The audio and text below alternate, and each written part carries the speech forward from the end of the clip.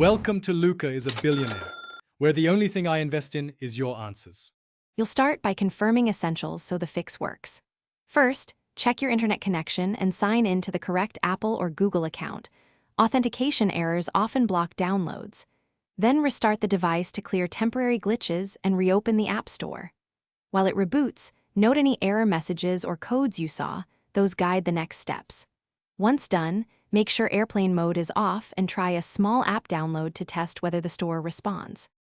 Next, clear the App Store's cached data because corrupted cache can cause crashes and missing content. Force close the app, clear cache or storage in settings, and relaunch. Then check for system updates. Outdated OS components can break store compatibility, so install updates and restart.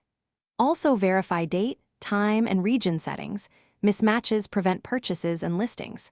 If you see downloads stuck, pause and resume them. These steps realign the app's environment and often restore normal function. Finish by refreshing account and network settings to resolve lingering authentication or connectivity issues. Sign out of your App Store account, then sign back in to renew tokens. This fixes permission and billing failures.